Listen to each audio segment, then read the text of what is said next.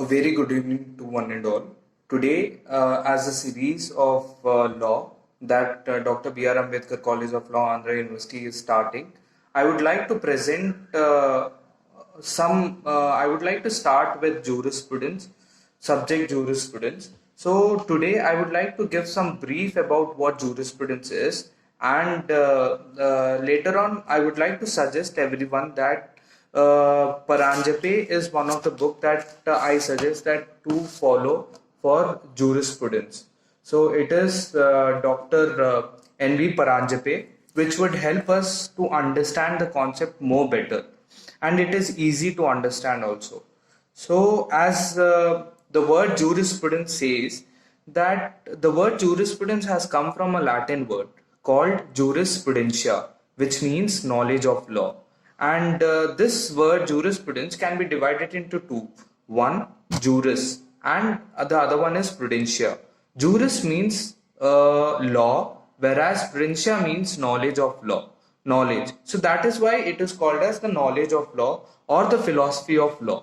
So when we try to understand the concept of jurisprudence, we need to understand that this is a subject which plays a very important role in understanding other laws, because it helps us to understand how to interpret the legislations, what are the factors that were being taken into consideration in making such legislations. So if we say that jurisprudence can be considered to be the base for our major construction or development of law.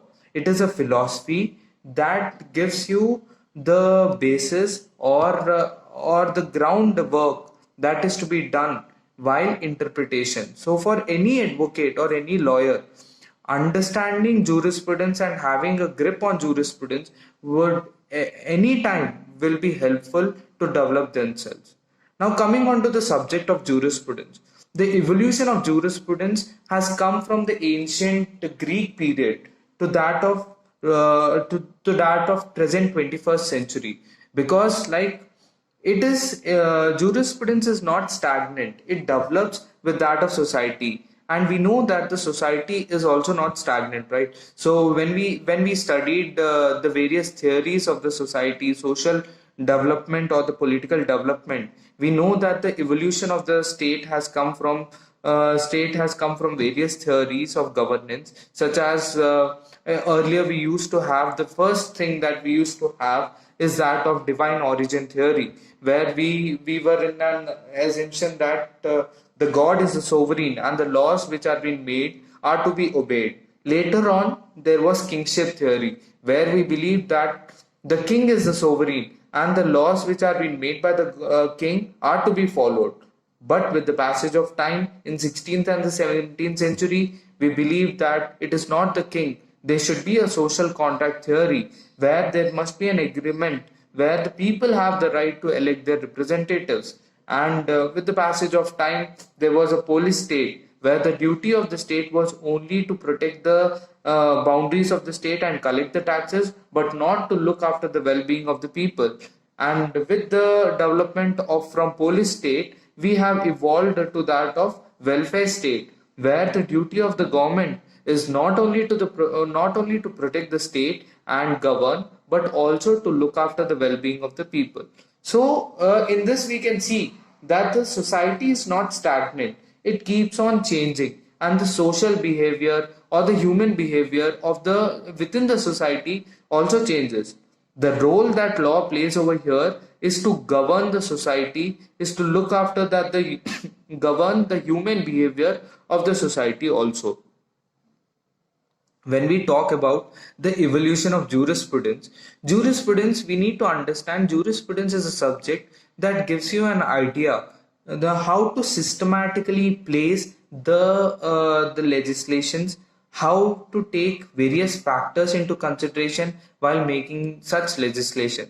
Various factors, as in, we can say that the jurisprudence is such a philosophy that takes into various things, and thereby it is considered to be the mother of all other sciences.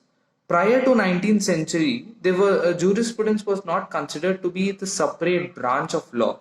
It was considered to be a generic term. It was used as a generic term But later on, with the evolution of time, there were various jurists that have played an important role in defining what law is and how the law has been evolved. The definitions of law also changed from time to time. The factor or the reason behind the change of law or the definition of defining what law is that the society was changing. It was not stagnant. And since the society was changing, the scope of understanding the law was also changing. And during this evolution of time from ancient Greek period to the 21st century, what happened is that there were various schools that has emerged. Schools, as in, there are various jurists who have defined the term law, and these jurists are brought together with the similar ideology, are brought together and are given into a particular school. The school is a thought process from where the similar ideologies of different jurists have come across.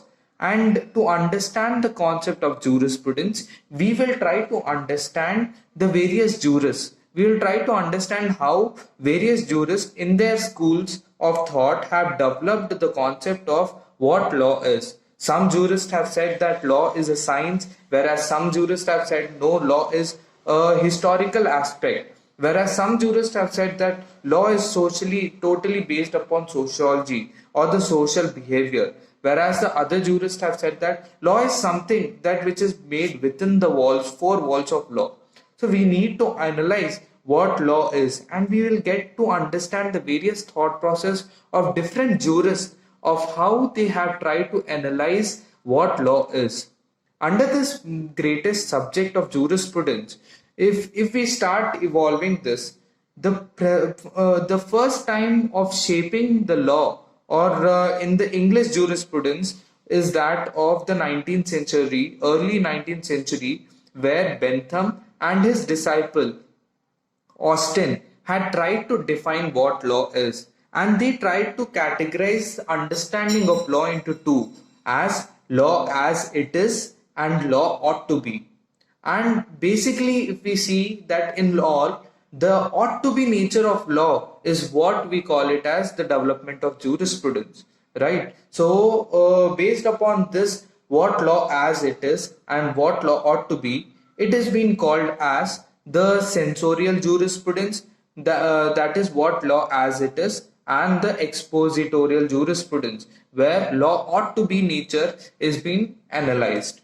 Now, when we go in deep of understanding of what jurisprudence is, we will be dealing with various factors of jurisprudence, right?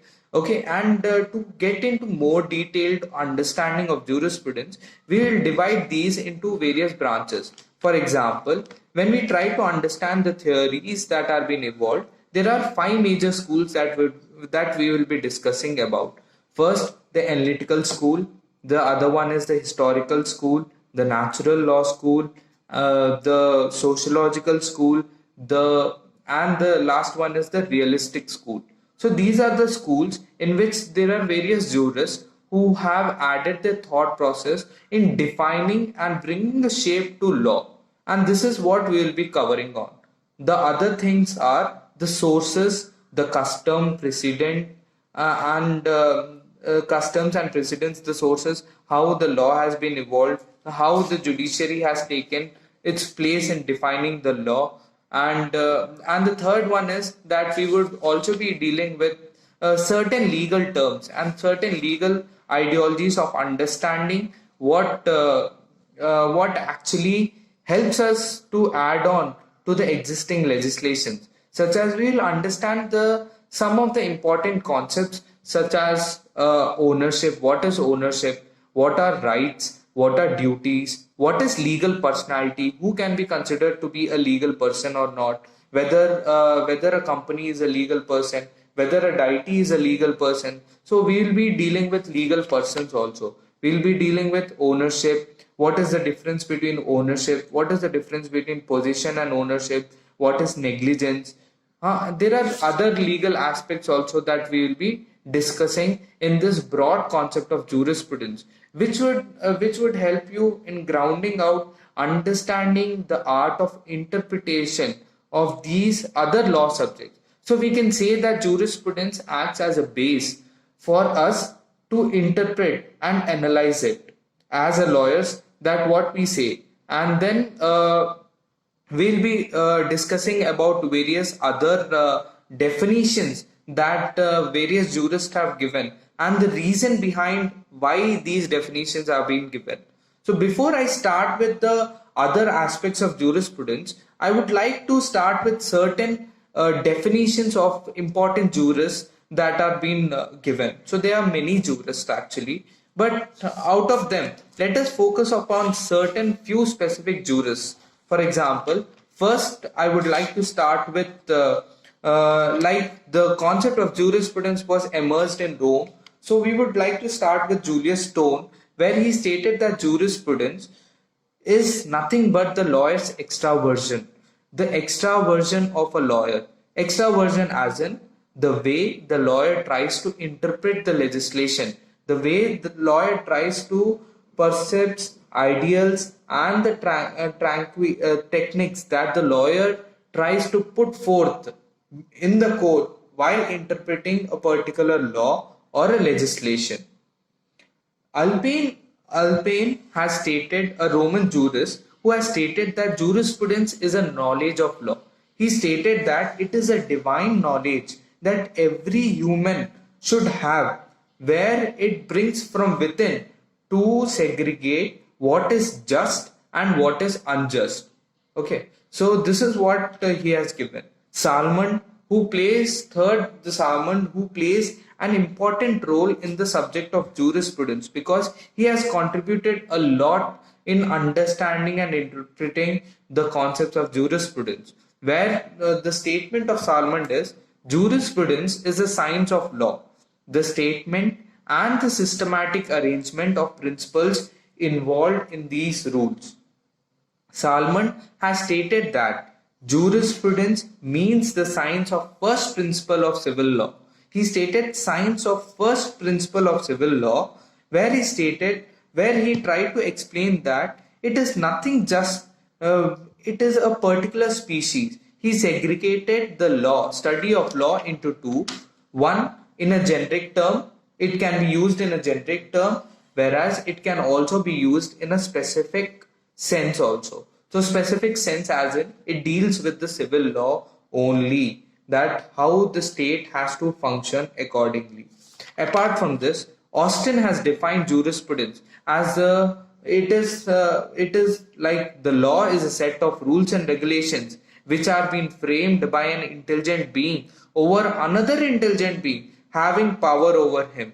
So and there are other jurists also that we will be discussing in our coming lectures while taking the consideration of the schools into hand, because once we try to understand the schools and the thought process of the jurist within the school, we will try to have a clear picture of what the subject of jurisprudence is, and this will give us a brief intro of understanding the entire concept of jurisprudence. So with this I would like to end, and in coming lectures we would try to understand the schools, such as we would start with analytical school, historical school, realistic school, sociological school and natural law school in per se.